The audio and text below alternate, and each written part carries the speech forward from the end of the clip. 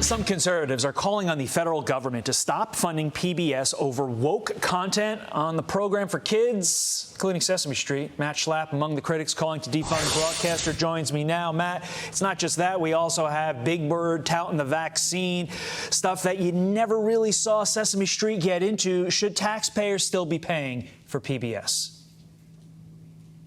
Of course not. This is ridiculous when you have literally hundreds of channels you can choose from. No offense to Fox, I'm not saying that's not the best one. But when you have hundreds of channels to choose from, why do we have to have a special station that doesn't have to, operate in the same way all the others do? It's time to go. And look, it's not just the fact that they're trying to bring race into Ernie and Bert, which I grew up watching. I'm older than you, but I grew up watching. And it wasn't ever about race. It was about learning lessons and learning to read and learning tolerance. And they want to inject race.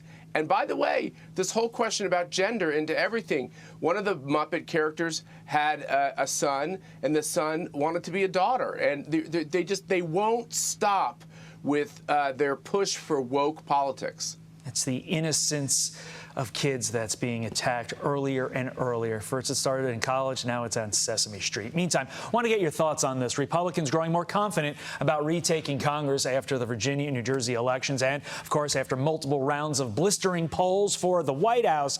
But, Matt, what must the Republicans keep themselves from doing in order to not steal defeat from the jaws of victory with 11 months to go?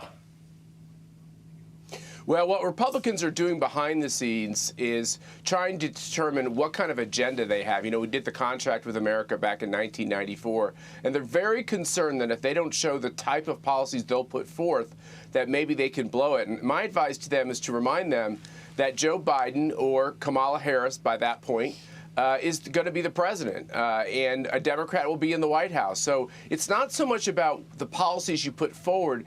It's the virtue of fighting and standing up for what we believe in.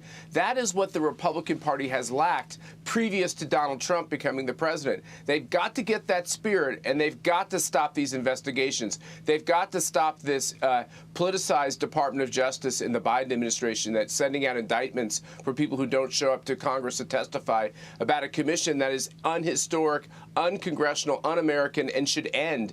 They've got to stand up to the abuses coming from the Biden administration. That is what will spur them to win even more seats next year. 15 seconds before we have to go. A lot of Democratic retirements. Are there any possibilities that Republicans flip some of those seats?